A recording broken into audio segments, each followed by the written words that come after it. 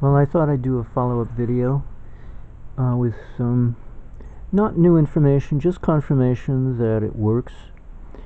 The prior 3 episodes I think I did, or videos, were on the topic of using iodine on my toenails.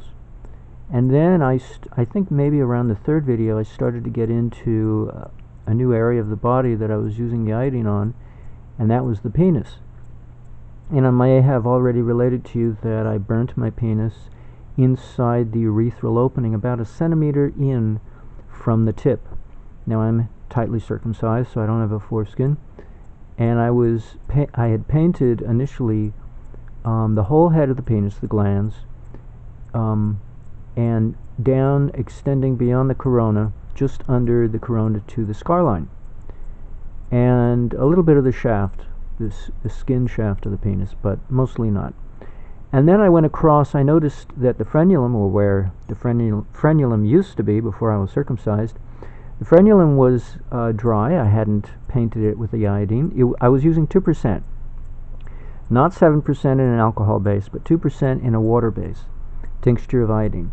And so I noticed the area where the frenulum used to be, I had missed, and the urethral opening, where the pee comes out.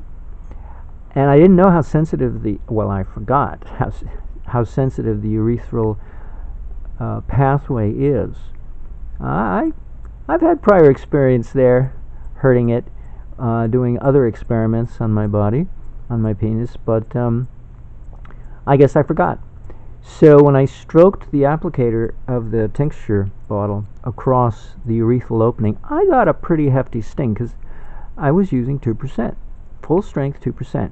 It stung like hell, and it burnt the flesh. It burnt the whole penis. Talk about keratinization of the head. I kind of splurged there in the keratinization process. And only recently, I think yesterday, I was able to rub off the last layers of dead skin from the scar line underneath the corona that was still attached there. Anywho, for several days, the urethral opening would stick shut, and I had to massage or squeeze, gently pinch, and roll the tip of the penis to unstick it.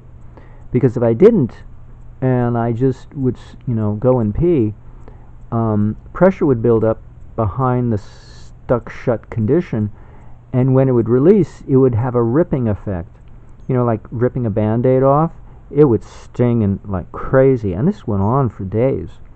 So rolling it open first helped a lot to avoid the extreme pain. Instead, I just got a dull pain in the opening process because there was no pressure involved and no sudden rip.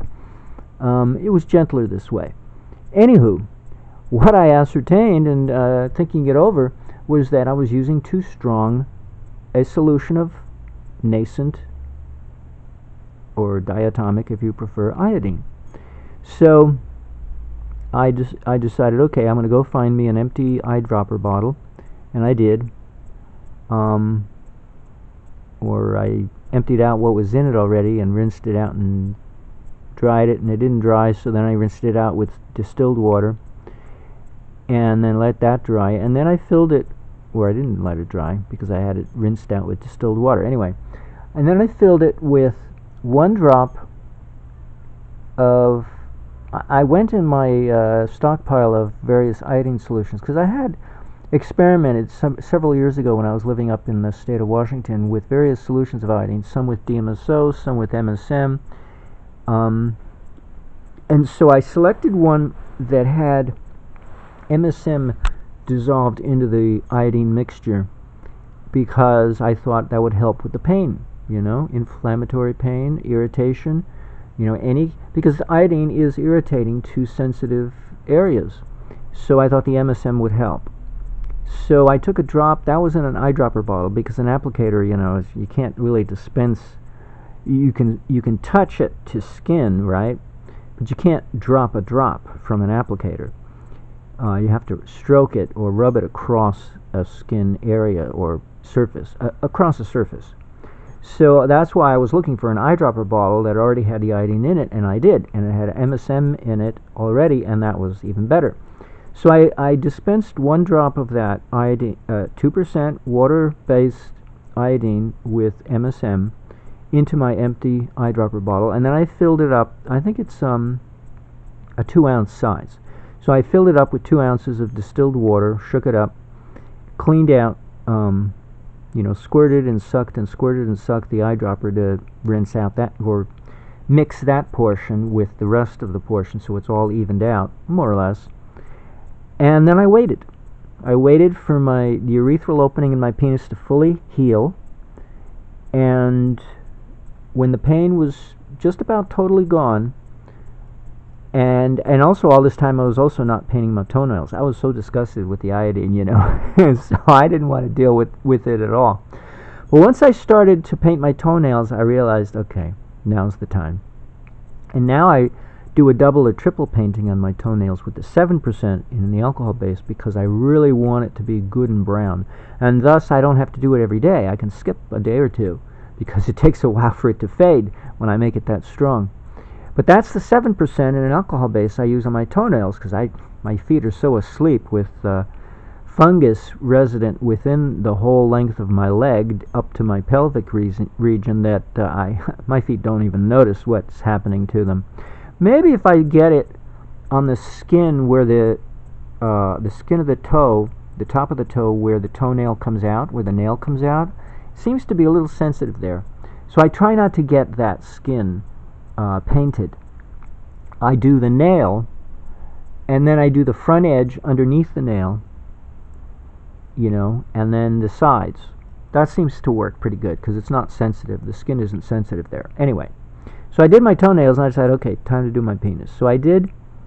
I wetted the whole head of the penis and the shaft, and then I jerked off.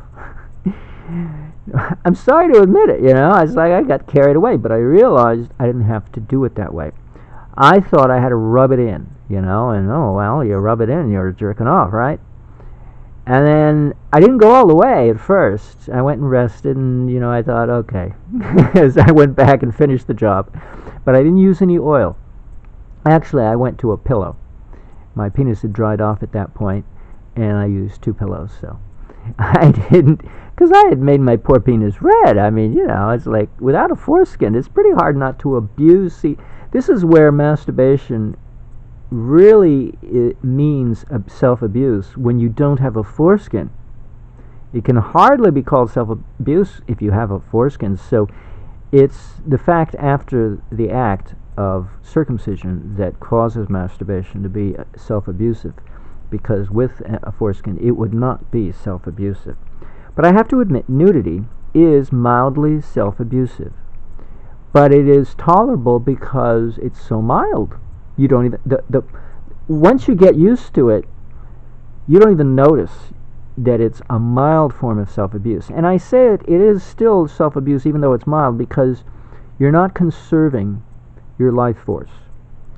You're exposing yourself, right? Even though you're exposing yourself to yourself, still you are exposing yourself, and nonetheless, and all the same, that means you're not conserving your life force, because the whole point of wearing clothing from your neck down to your ankles to your wrists is to conserve your life force, your aura. And I don't like to do that in the summertime, because I've been a nudist since the age of 14, so I'm not going to stop now. And the whole point is to lessen the other form of self-abuse, namely masturbation. Because I wasn't born with a whole lot of vitality.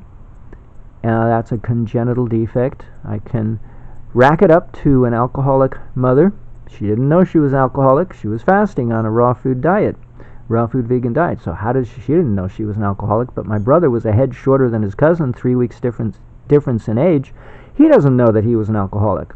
And our father was now not an alcoholic because he smoked a pipe, and that continued to stimulate his metabolism so that the low-grade alcohol in our diet would not affect him at all. So he was clueless when my mother left him.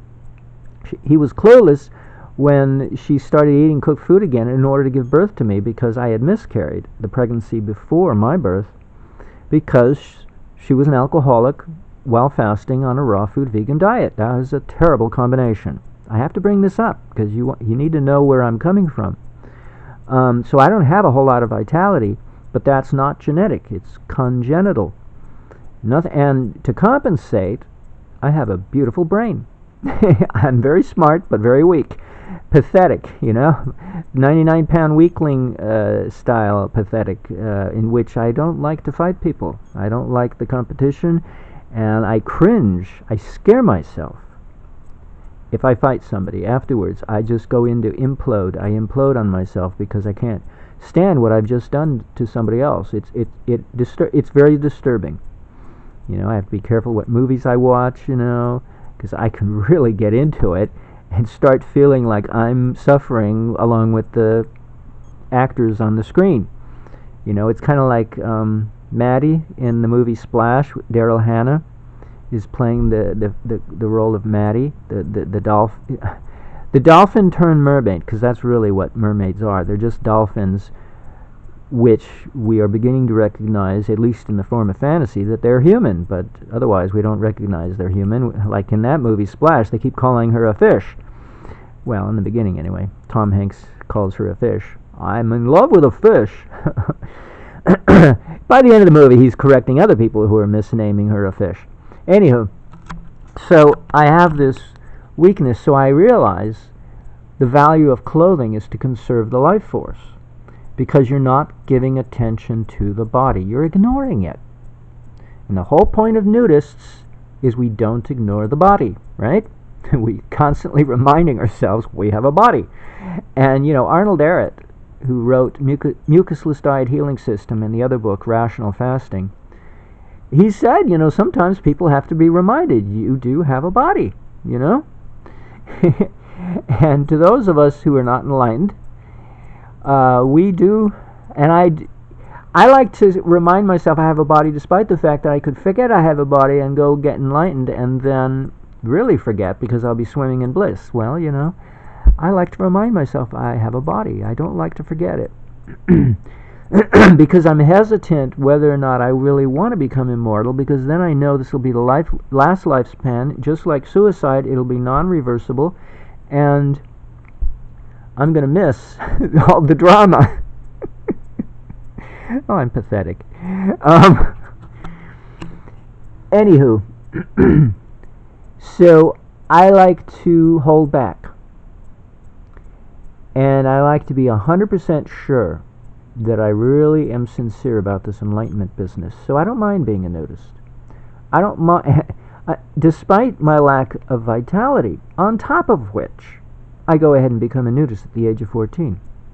Go figure. So I like to hold back my evolution, my spiritual evolutionary development. And by being as physical as my lack of vitality will allow me to be. I was very sickly as a child, trust me. I wasn't born with all my physical oars in the water. So I have to do a lot of different practices to keep me healthy. Vitamins, digestive aids, and now due to the antifreeze poisoning 15 years ago, I can't be a vegan anymore because I don't digest starch very well.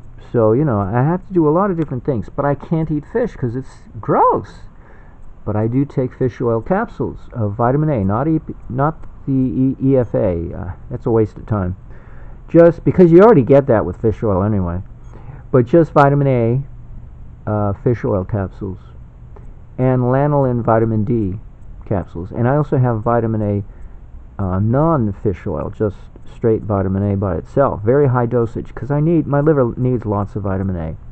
So I take about 75,000 international units of vitamin A a day, in addition to which I use the cod liver oil fish oil vitamin A, which is a low dosage of vitamin A, to simply give me a refined version of fish in my diet so that I can be grounded. And I also eat yogurt, and I have egg pasta because I eat so little eggs, I don't digest them very well. That's the only way for me to get eggs into my diet and not have eggs spoil on me. So I managed to eat a spread eagle diet. I'm lying on my belly with my legs slightly spread eagle, so the term came to mind. But my penis is pointing down, not up, because I'm not trying to masturbate. I just I'm lying on my grounding sheet on my earthing beds, so I'm grounded to the earth and electrically connected to the earth. And I'm making this video in the nude because it's summertime, right? It's June already, I think. Yeah, June. And it's nice and warm. In fact, it gets very warm. Anywho, so the hot topic here is what I do to my penis every morning now. I use the Dilute. It's 2% divided by, or times, 1 part in 1,000, because that's about how many drops there are in a 2-ounce jar eyedropper bottle. If you figure 20 drops per quarter teaspoon, 4 quarter teaspoons to a teaspoon, that's 4 times 20, that's 80. And then 3 teaspoons to a tablespoon, that's 3 times 80 is 240. And 2 tablespoons to an ounce, that's 2 times 240 is 480. And you guessed it, 2 times 1 ounce becomes 2 ounces, is just under 1,000. 480 times 2 is 960. So it's roughly 1,000 dilution. So 1,000 into what's already 2 parts or 20 parts per 1,000 becomes 20 parts per million. So I've got 20 parts per million, 20 ppm of iodine, nascent iodine, that I apply to my urethra, and it stinks. But you know, it's mild, it's gone, it's over with, and it did its job, which is entirely, as far as I'm concerned, psychological for the most part. Now, if it has a long-term benefit of stimulating the spontaneous regeneration of a foreskin, so be it. I'm keeping my fingers crossed. But that'll be for 10 years from now down the road, you know, when I'm old and ready to pop into the grave, for me to find out. In the meantime, though, I am getting a psychological benefit, so I consider it an austerity. In the Sanskrit, it's called tapas. Tapas literally means to get heat, because it's intended to enliven the kundalini. Now, I didn't notice any kundalini being enlivened because I woke up pretty groggy this morning. I had to take a long walk to try to wake up. But when the iodine was stronger, it did. So it has the potential for awakening the kundalini if it had been any stronger, but it was so mild it did not. And that's good, because I can live with it. It doesn't do any tissue damage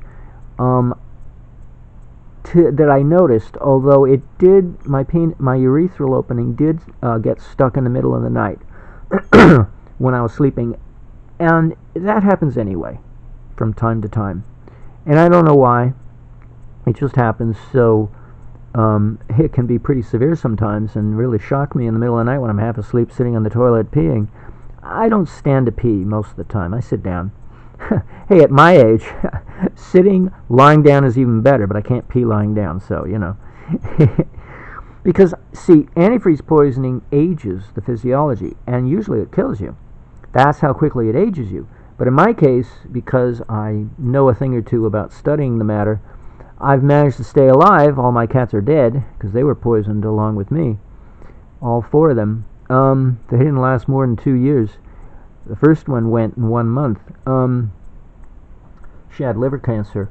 Anywho, so somebody gave me a figure and told me, he was a healer, a psychic healer, and he told me the figure that my body was 10 years older than my chronological age. Now, up until the poisoning, my biological age was 5 years younger than my chronological age due to meditation and fasting and veganism. But here I aged 10 years according to him, which means I aged 15. So it was pretty upsetting to watch my body deteriorate so rapidly. In the beginning it was worse. I was dying. But I got over it. You know, I did apricot pits, and then I did liquid cesium chloride. I did all kinds of things. And now I do things that are mild and convenient and cost effective and are not severe. I mean, I keep cesium chloride on hand, and I do take it once in a while because I do need the boost, but only a drop, and it's totally saturated with MSM. So I rarely have to use it, and that's good because it is hard to get rid of. It stays in the body for months and upsets the potassium balance in the bloodstream. But I don't use apricot pits because that only works for me on a raw food diet. On a cooked food diet, I have so much candida, it results in self-poisoning. It's a waste of time. So all these people saying, oh, be moderate with apricot pits, that's a bunch of booey. The only reason that we have to be moderate is because we're loaded with candida. And there's several ways around that. You know, you can live with, like the Hunzas, up at 25,000 feet in the Himalayas, in which they have no windows, you know. It's just an opening in their hut. So all that icy cold air comes in while they sleep at night, and they're warm and snuggled in bed with their honey, but they're breathing freezing cold air at 25,000 feet. So you're not going to have any candida in your body to give you any trouble. But on top of that, their diet is mostly semi-raw. They have very little firewood up there, and so they don't eat a whole lot of cooked food. About the only food they cook is the bread, and it's not even wheat. They can't even grow wheat. They make some kind of chapati or whatever you could call it out of buckwheat and millet, you know, the grains that can tolerate living, growing up at that altitude. They have a lot of dairy products. They have no eggs, no chickens, and the only meat they have is on a rare occasion in small quantity, because I think they're probably limited to goats, you know, they probably keep some goats, I don't know. But they eat very little meat, a lot of dairy, and they may get fish from the streams down below, because down at 20,000 feet at the bottom of the gorge that they live up at the top of, they could probably get some fish, I suppose, I don't know. But they get glacial water, you know, they drink glacial water, and so they don't have any reason to have candida in their body, so they can get away with eating raw apricot pits, 3 dozen an hour after lunch each day, you know. Us Westerners, we're so disgustingly deprecated that we can't get away with using apricot pits unless we're on a 100% raw food vegan diet, and then we can do it. Or breathe icy cold air every night while we sleep, you know. Trust me, apricot pits is a very narrow window in which not everybody can handle this stuff because they're loaded with candida to begin with, on top of the whatever cancer they're trying to deal with. So it's not an easy protocol to follow. But with also olives don't grow at that altitude. So although they're the remnant of Alexander of Macedonia's army, as they retreated from India, they took their food along with them as they marched across the planet.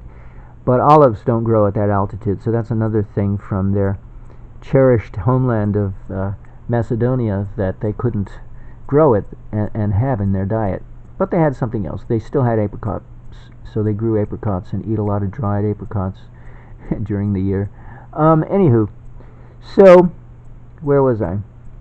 So every morning now, I started this morning and I put 1 drop of the 20 parts per million iodine, water-based iodine solution, tincture of iodine, into my urethral opening. I pinched it open with my 2 fingers of one hand and used my other hand to hold the eyedropper and carefully drop 1 drop into there. And it stung. And then I closed it, open, closed it, open, closed it, and then I patted it dry with a little toilet paper because I didn't want to suffer too much.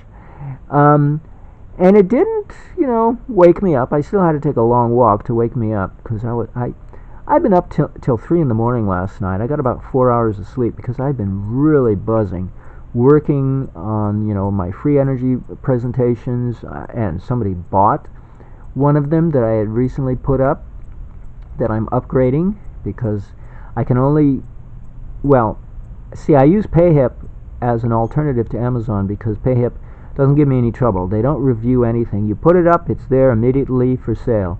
So I charge less at payhip.com than I do at Amazon for my free energy presentations, because it's such a novelty not to have to work so hard. Amazon, everything goes through review, and boy, if it doesn't pass the muster, it doesn't get posted, doesn't get published. So it's given me no end of frustration with Amazon, but they do distribute. I've had more sales through Amazon certainly than through PayHip. PayHip I have to hand hold. It has to be people I already know. It can't be a stranger, Amazon, though, I have sold through to strangers across the planet, because the distribution through Amazon is much better. But that's the problem. You have to go through review with everything. So I did a video yesterday, or the day before yesterday. I can't remember which day it was. It might have been the day before yesterday. I think it was the day before.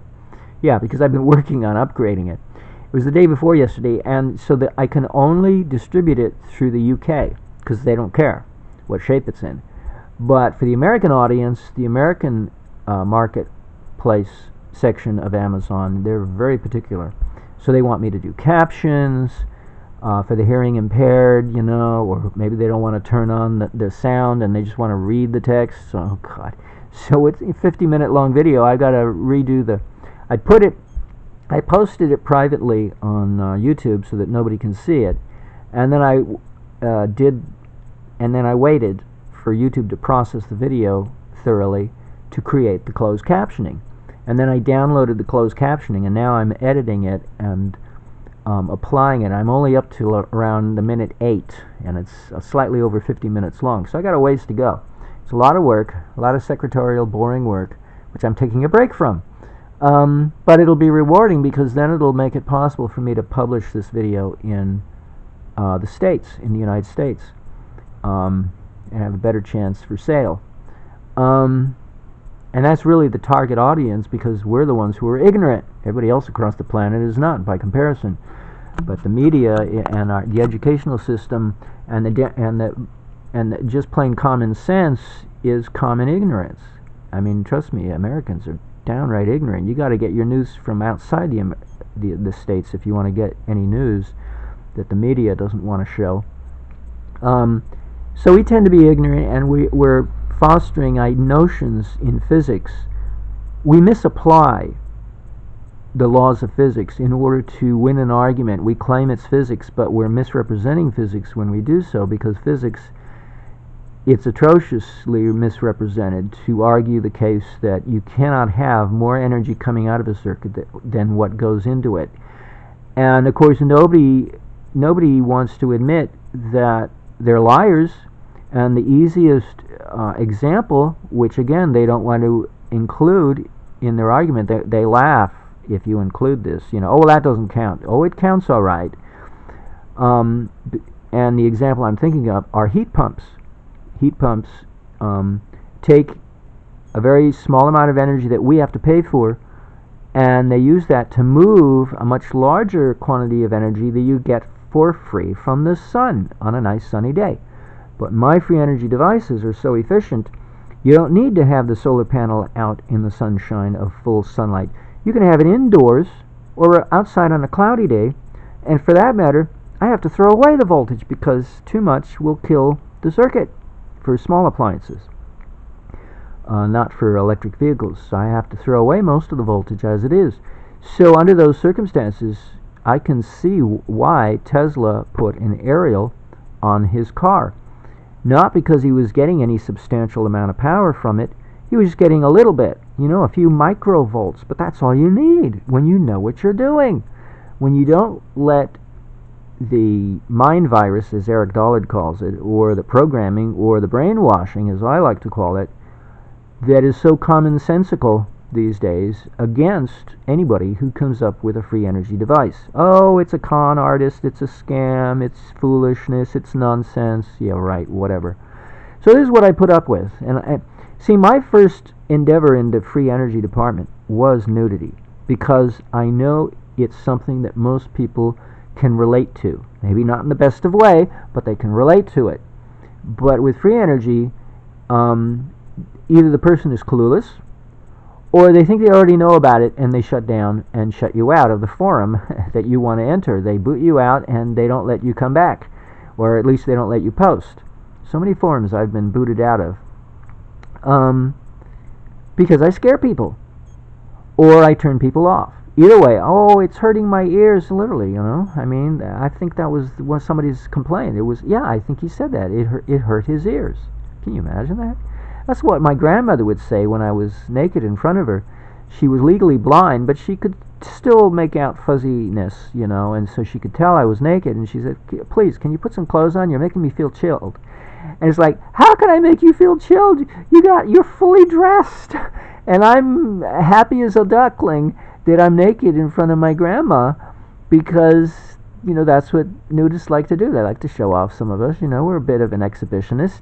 And we're trying to show off that we're free, of inhibitions and fears and shame, needless shame.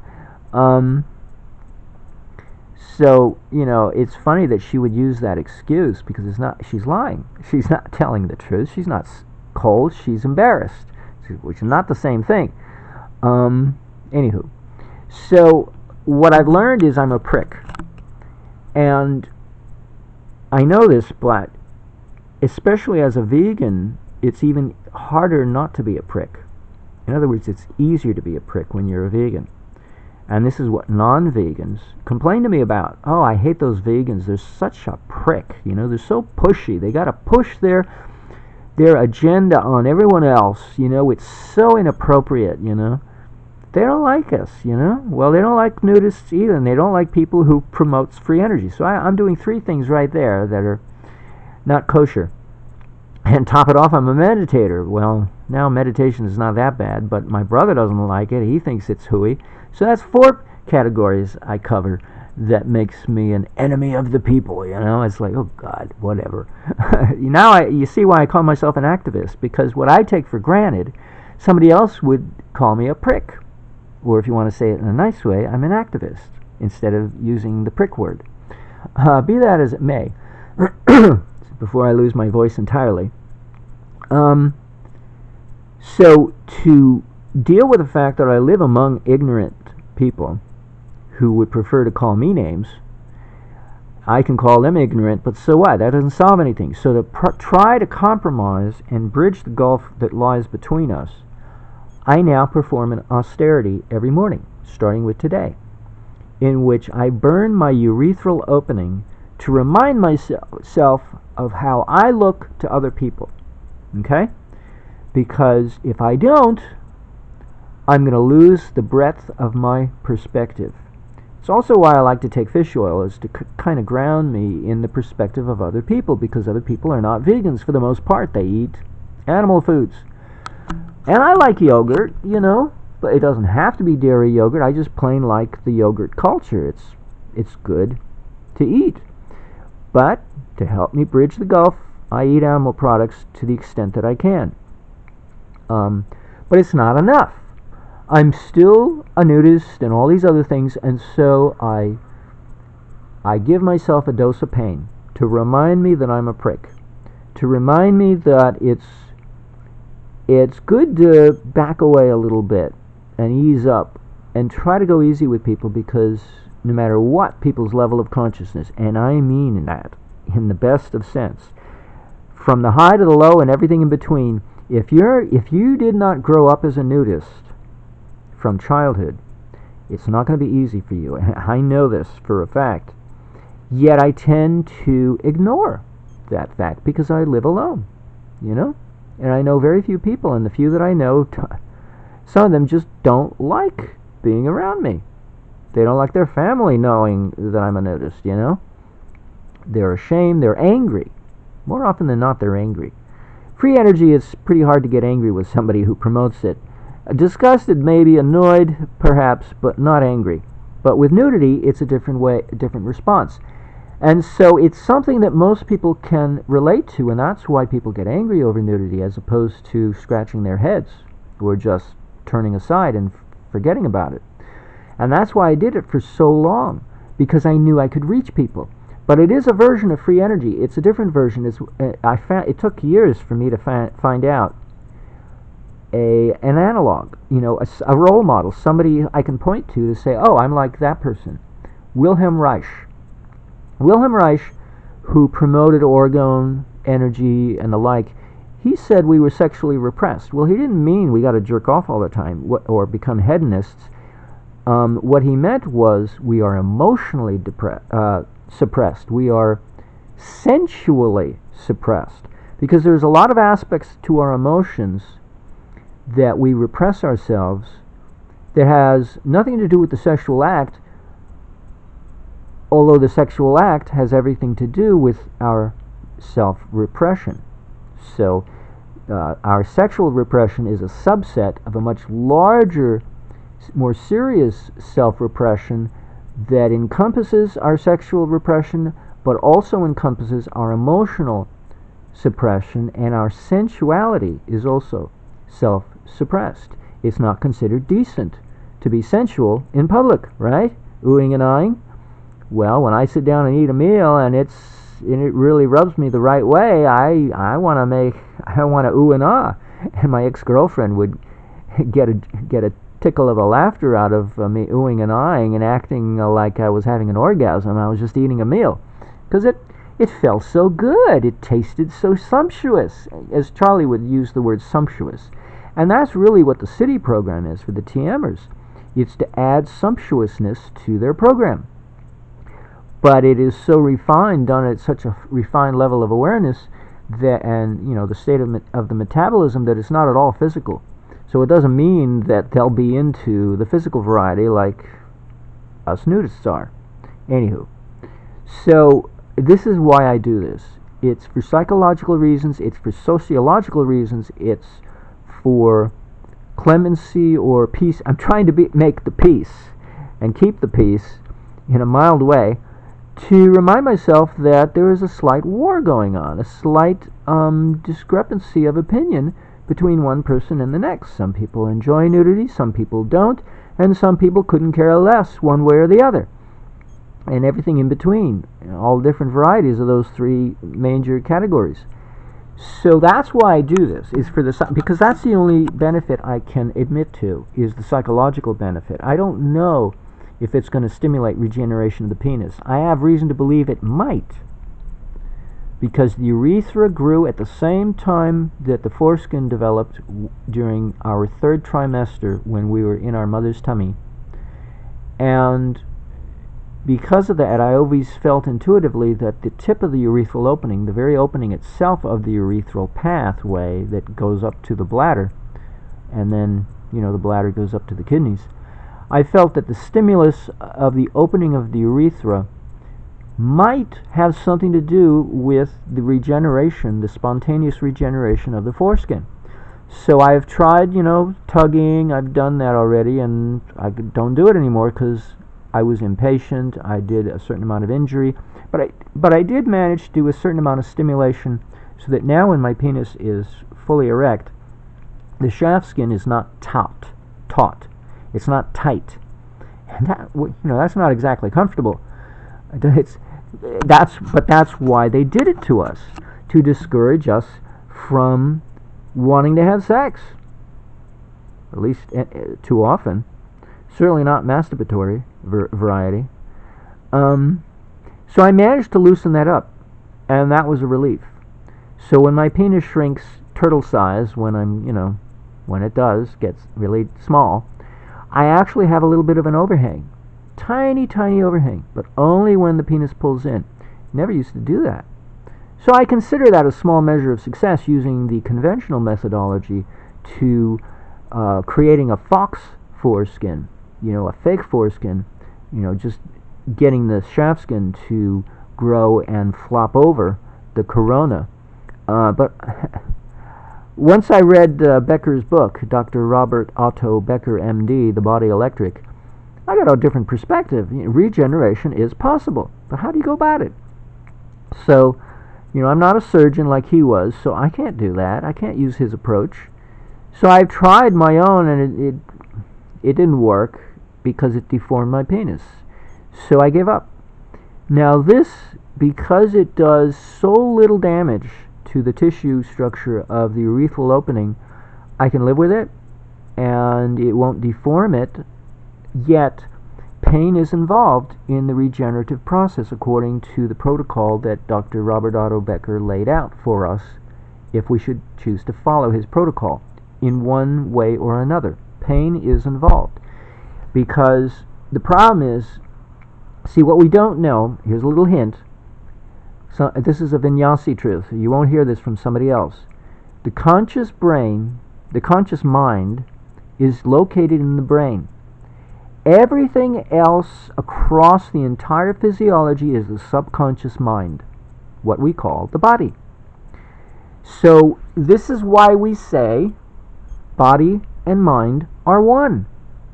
It's not just a mantra, it's a truth, but that is an oversimplification. I gave you the more discrete variety in which the conscious mind is the brain and the unconscious or subconscious mind is everything else within the physiology.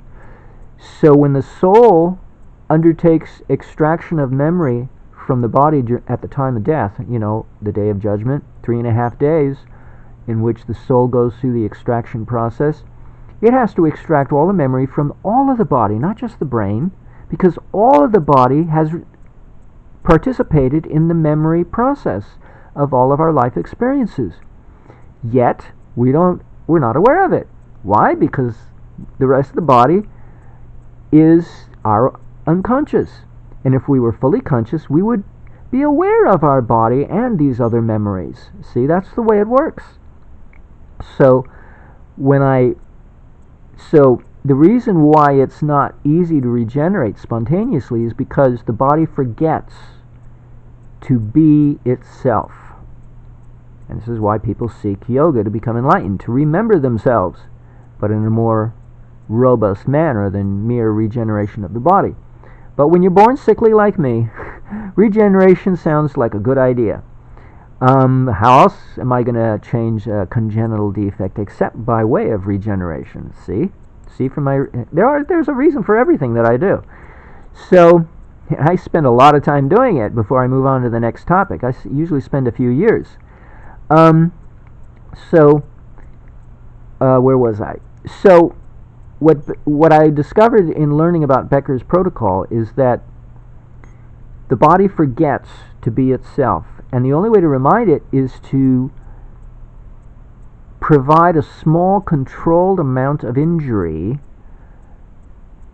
enough to give it some flexibility to take a different pathway, to try to induce the fork in the road, because the body has forgotten its prior state of the injured area, and so it's long since forgotten there was a branch in the road that forked and it went down a different path, the path of injury, and so it doesn't go back to correct it because it forgot that it ever crossed that path.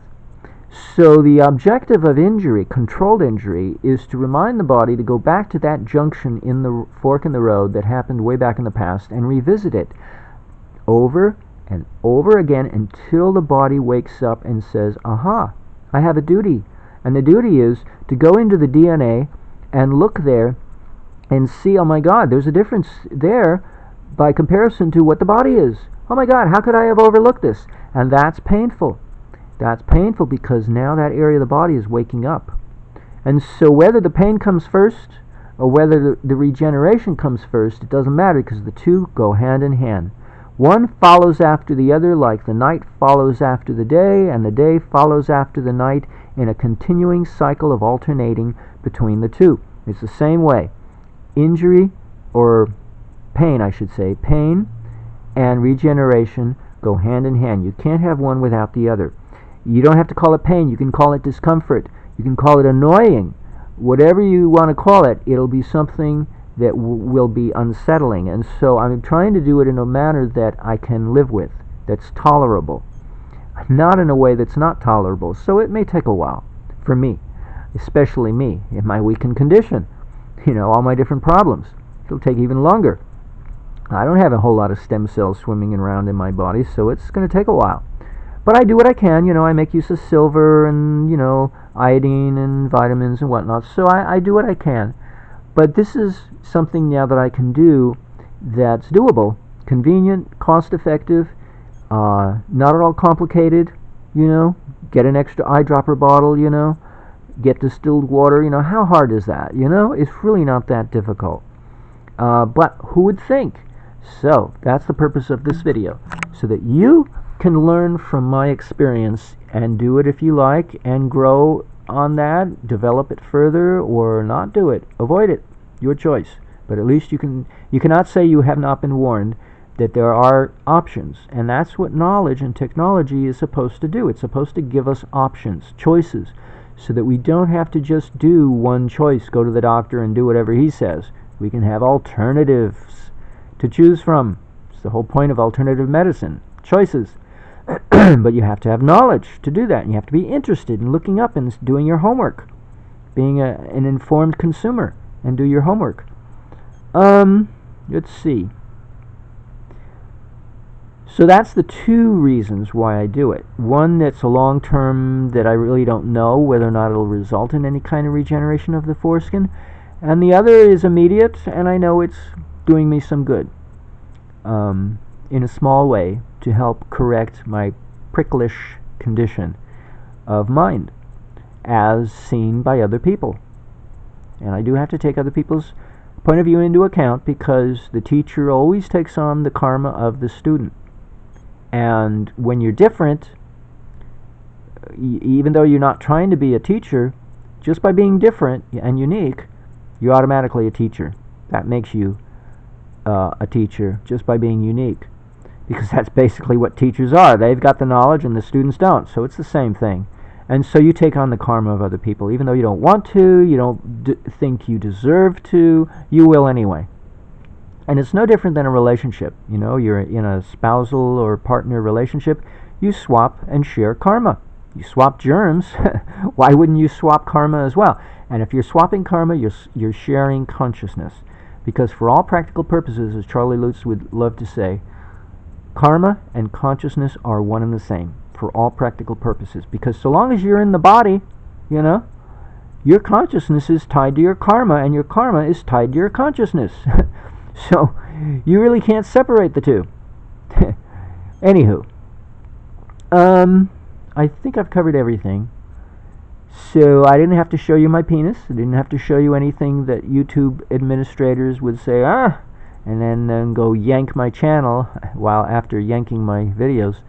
So I have to try to keep it decent, but I do like to talk about the topic on occasion, because once in a while I will learn something. You know, I spend most of the time on free energy and my health. You know, what latest supplement am I taking? You know, I'll tell you what my latest supplement is, and I'm very proud of it.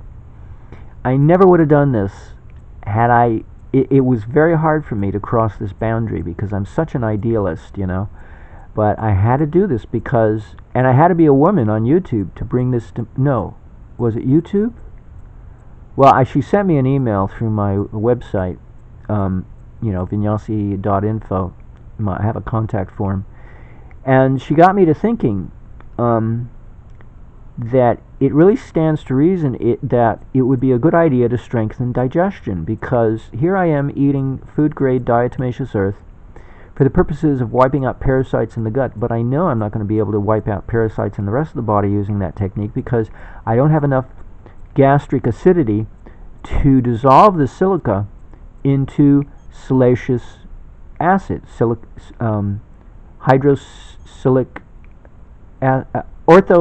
orthosilic acid, which is a hydrated version of silica. The silica is able to molecularly combine with water molecules and become dissolved, or a suspension. It's actually a suspension of silicon dioxide. It's not dissolved really. Well, they say it is, but in any case, it's not easy to dissolve silica. I think you have to use either hydrochloric acid or sulfuric acid. And of course, the stomach does produce hydrochloric acid if you're healthy, but I'm not, and so I don't produce a whole lot. So I thought to myself, you know what? It's not enough to take a vegan version of a digestive pill. I'm going to have to get the heavy-duty variety that has betaine hydrochloride and ox bile, and it has something else from an animal, from a cow.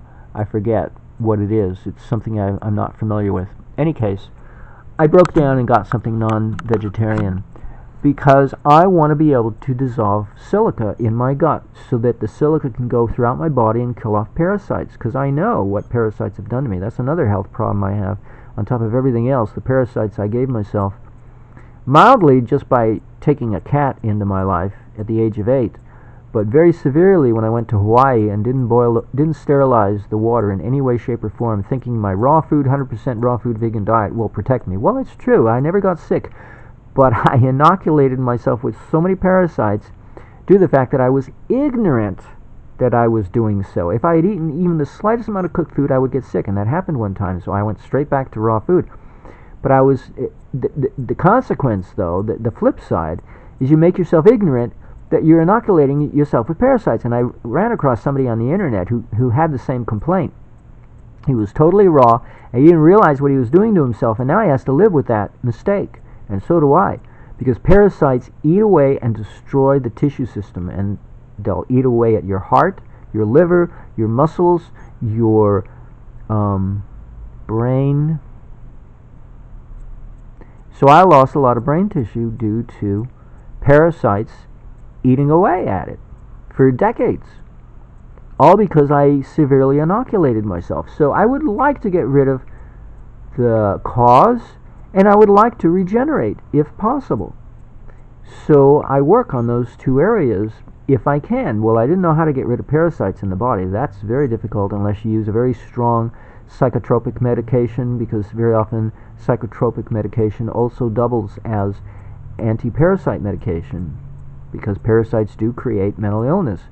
Have been known to. It's statistically back to the 1953. There are statistics in the medical literature, in medical libraries, alluding to that statistical correlation between parasite infestation and mental illness. So I know that's one cause of mental illness, are parasites. And I was diagnosed at the time that I was inoculated, so duh. I was diagnosed to begin my mental illness at the time that I had inoculated myself, but it was like several years later, but still. But of course, the guy who said I was this, that, and the other thing will probably never admit that it was parasites or not care, because he probably doesn't think regeneration of the brain tissue is possible. But I know it is, because Diapulse, you can get if you have Medicare Part B, you can pay for Diapulse to treat your spinal cord injury should you have come into that, which made you possibly quadriplegic. You can actually regenerate your spinal cord and get up out of your wheelchair eventually and walk. Doesn't mean it'll be painless, but it can be done with high-frequency magnetic pulses at around, I think it's 1,000 times per second. They pulse you. If you have Medicare Part B, or if you have a lot of money to spend and throw away on treatments, you can regenerate the spinal cord. I don't try to help people by and large with that knowledge. I think I have a video I already put up on one of my channels specifically addressing that, but I don't like to repeat it when I see people who were born crippled, because I don't, it's not necessary to try to fix all the problems of the world, I just try to fix my own problems and then share what I've done. And since I wasn't born with spinal cord problems, I don't go there. But I do have other problems that do need regeneration. I'm not sure how to go about that, I take silver, I take cayenne, but what more can I do, Well, here's something more. I can burn my urethral opening with a very dilute 20 part per million solution of iodine in a water base, nascent iodine. Nascent, by the way, is spelled Nascent. Nancy, Apple, Samuel, Charlie, Edward, Nancy, Thomas. Nascent. It means it's highly active. It's highly active. It'll sterilize, and it shifts consciousness of this at the cellular level. It shifts the consciousness of the unconscious area of the physiology to become more awakened. And I think that's the real reason why it's been drummed out of commercial existence, because people don't want to wake up, or the corporate mindset does not want us to wake up. It's not good for business if we're too awake and aware of what's going on around us.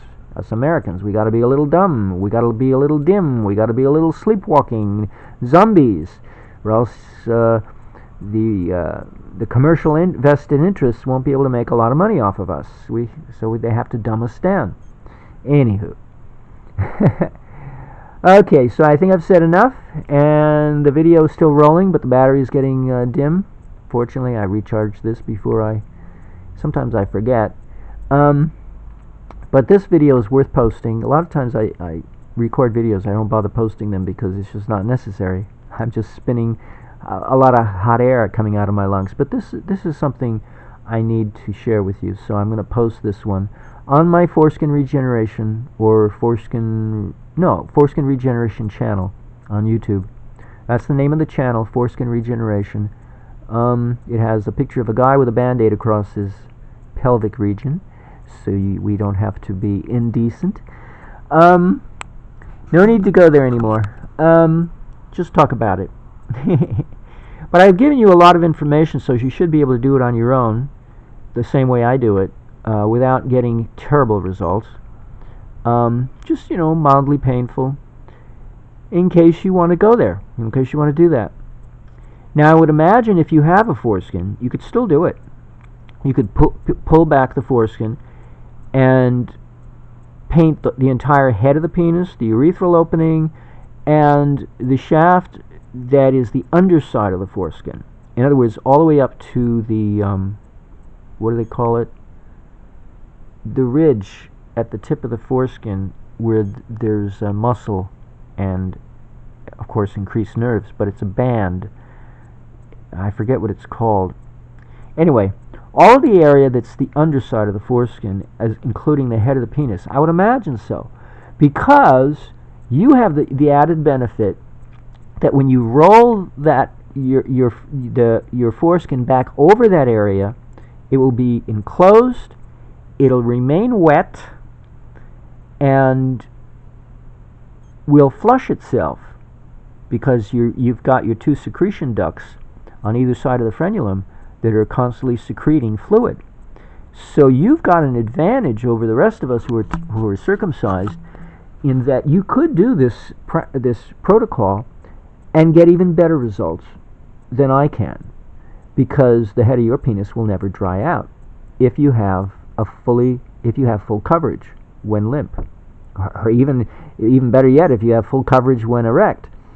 I should be so lucky that I regrow a foreskin to be able to do that.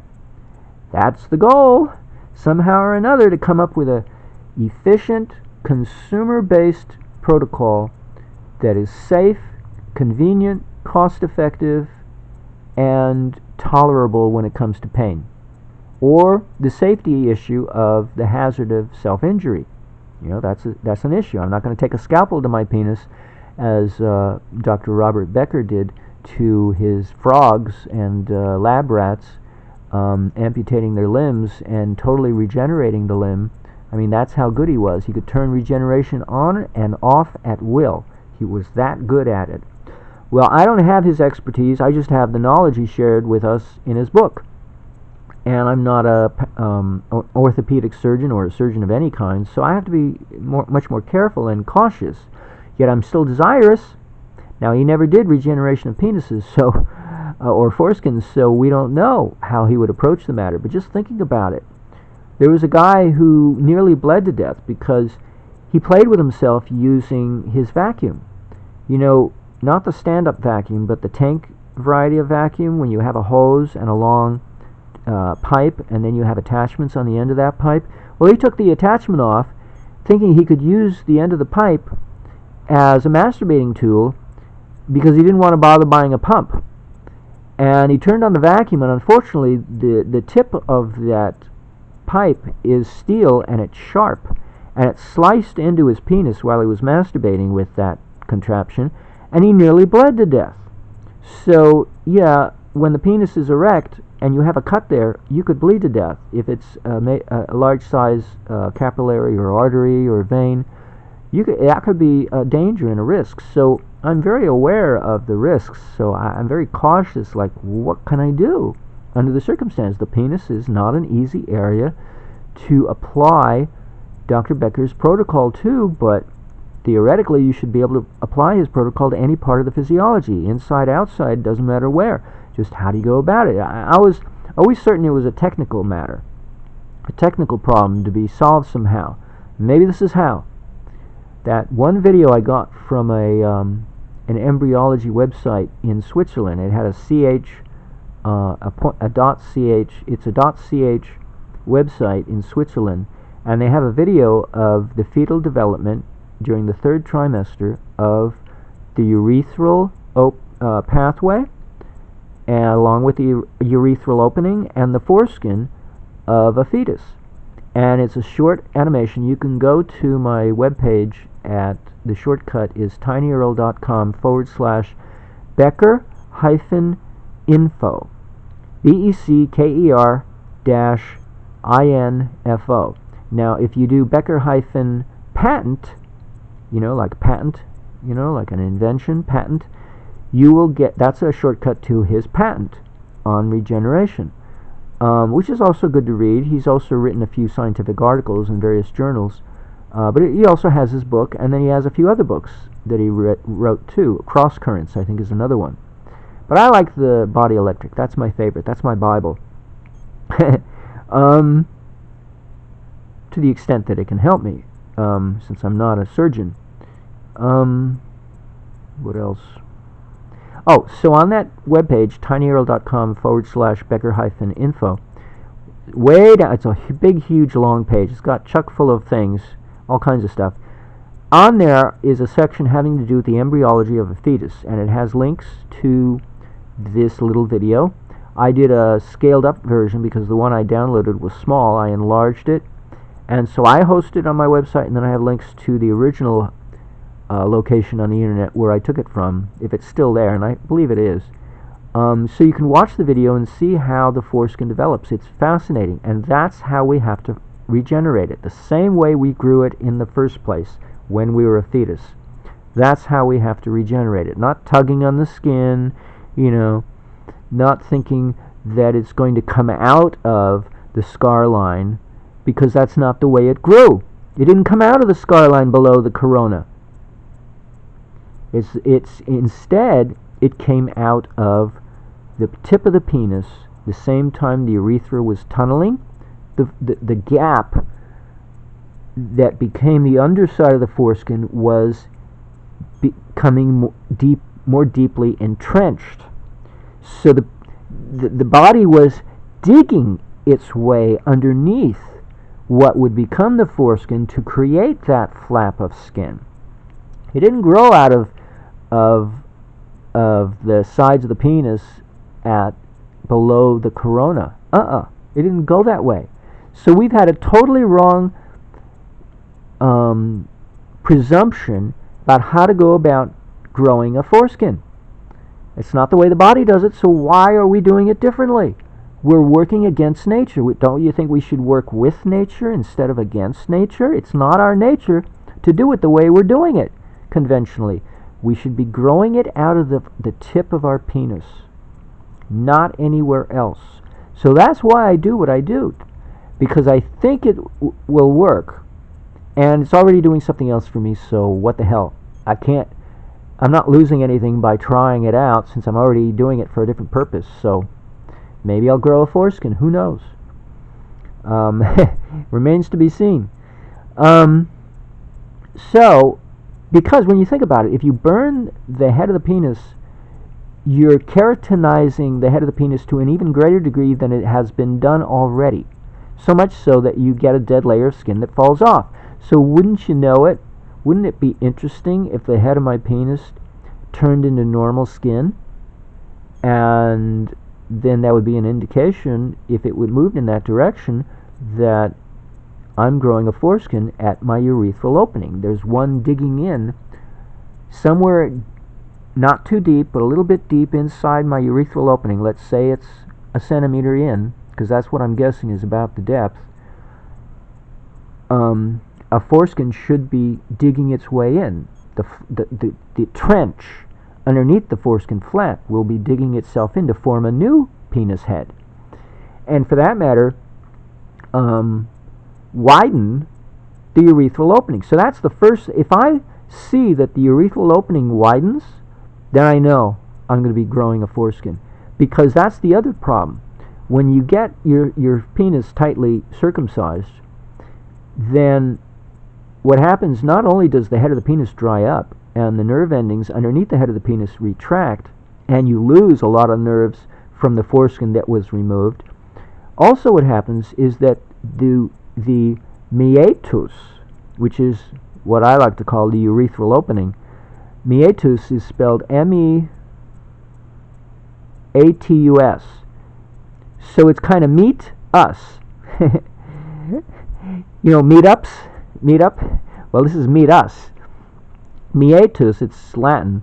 I think I'm pronouncing it right. That's the urethral opening, and it flanges, kind of like bell bottoms. If you know the 70s, the bell bottom pants, it flanges like the flange of a funnel. It flanges outward, and some guys have a really wide flange, so much so it looks like their penis is split down the middle across its tip vertically. It's really bizarre from my standpoint, because my penis doesn't do that. If anything, what happens when a foreskin is removed, the meatus closes down, and so I can see what's happened. It's so obvious, because there is a scar line where it used to be opened up a little bit more. It's a one-way scar line. I don't have it in both directions, and it's in the direction of where the frenulum used to be. So I know that I've had other problems with my penis closing down. When I was about 5, they had to ram a metal shaft, a steel rod, up my urethral opening to open it back up again, because I was really stuck shut. I don't know what happened. I had all kinds of health problems when I was a kid, and oh my God, that was so painful. But they had to reopen me the hard way, and oh my God, that was a nightmare in itself. But not being able to pee was a nightmare too, and having a full bladder, that was an emergency. Talk about an emergency, a medical emergency. You got a full bladder, and how are you going to pee, you know? We can chop off your penis, you know, but short of that, that would have been the alternative. If they had not succeeded in the first attempt, method, protocol, they would have had to cut off my penis. When you think about it, maybe they would have reattached, or maybe not, you know? Anywho, so this is a problem. So I don't want to do the treatment so severe that it clams shut, because that's obviously too severe. You know, you always have to take 2 steps backwards if you want to go 1 step forward, or something like that. 1 step backwards for 2 steps forward. Yeah, more likely. Yeah, not the first, the other way. But you want to do it in such a way that it's tolerable. So I don't want to do damage to the skin such that it clams shut on me. Yet on the other hand, it should be slightly painful, because that's the only way I know I'm stimulating that area adequately enough for the body to wake up and take notice. Because that's what that area of the body is subconscious. It's asleep in its self-indulgent new memory that's not the original memory that I had at birth, namely the foreskin. It has forgotten the foreskin. So I have to remind it to wake by way of waking it up. And once it's sufficiently awakened, it will remember, theoretically, that there's some discrepancy between what's there and what's written in the DNA, what should be there. And then it'll correct it. But that remains to be seen if I succeed to get to that point. But here at least I have a protocol that works. So far, so good. So I'm hopeful, and that's why I thought I should do this video, to give you a little update. I'm beginning my daily program now that I got over the initial mistake. And I'm learning I don't have to masturbate to apply it, because I don't have to rub it across the entire head of the penis. All I have to do is put it in the urethral opening. That's all I have to do. And even if I apply it across the head of the penis, I don't have to rub it in, you know. But frankly, my dear, I'm not sure I have to apply it to the whole penis. If I do that, I'm not sure how I'll do it. I guess the only way to do it is to put a few drops in the palm of one hand and then rub it around the head of the penis. Not spend too much time doing it, because it's going to sting slightly, but it doesn't have to be rubbed in, just moistened and then allowed to air dry. That's probably how I'll do it. I may try that tomorrow. I'll see. I'll let you know if I feel like it. What came of it, if anything. But I'm telling you now, so I don't have to go to the trouble, because I don't like to. I'd rather be working on my free energy, devices and presentations, my simulations. I don't want to dwell on this too much, because I have all these health protocols. They get me through the day, and I just do them, and I don't want to think about them. I want to get on to other things. So trust me, a lot of life is a lot more interesting than dwelling on the body. Oh, but I will give you this. I had this intuition, and I ordered it, and I'm waiting for it to arrive. It's lycopene. I believe that's how it's pronounced. Lycopene. And it's a extract from tomatoes, of all things. It's the dye, or the pigment, the natural plant pigment, that gives tomatoes its red color, which is a different pigment than the pigment that's in beets, so it's not the same. Lycopene is good for the eyes, and my eyes are not so good. So I'm taking all this vitamin A, and I thought, this is a good idea. Well, I had the intuition there's something else that lycopene is good for. And the intuition, I'll quote it exactly, word for word. X marks the spot. In other words, the interpretation of that is, I may be able to attract attention to myself a little better than I have been doing, because I don't really include tomatoes in my diet. I mean, I have a small amount in the canned chili, vegan, Amy brand, vegan black bean variety of organic refried beans. Actually, it's not chili, it's refried beans. Vegan refried beans. And I love it. I get it by the case. I think it's 1 or 2 dozen. I love this stuff. It's $4 when you get it through Amazon. No, it's $4 and change if you buy it in the store, but it's less than $4 if you get it on Amazon. And if you have Prime shipping, you don't have to pay for shipping except once a year for all your shopping at Amazon. So it's a good deal. So that has a little tomato in it, but that's it. That's the only tomato in my... Because, I don't handle the acidity of tomatoes very well. When I was younger, it was different, but now I'm very sensitive, so I really can't tolerate tomato sauce very well. I used to love tomato sauce on potatoes, baked potatoes, on broccoli. Oh, I loved tomato sauce. Anyway, and there's so many organic varieties of tomato sauce. You don't have to use GMO tomatoes. Be that as it may. So I haven't been getting tomatoes in my diet, and this came up, and it's a little pricey at around $20 a bottle, these little capsules, these vegetarian capsules. But I thought, you know what? I had the money at the beginning of the month. I spent it on this, so I'm waiting for it to arrive, because it's taking a little while. And it might help me attract more attention to myself, hopefully, mostly in a good way, so that people can take notice of what I'm doing, because I'm going to a lot of trouble producing these free energy presentations, and I'm getting a few sales, but not too many. I'd like to get a few more and spread it around like manure and fertilize everyone's brains. Anywho, I've said enough. I've covered a lot of ground, and I hope you the best of health, and I wish you well.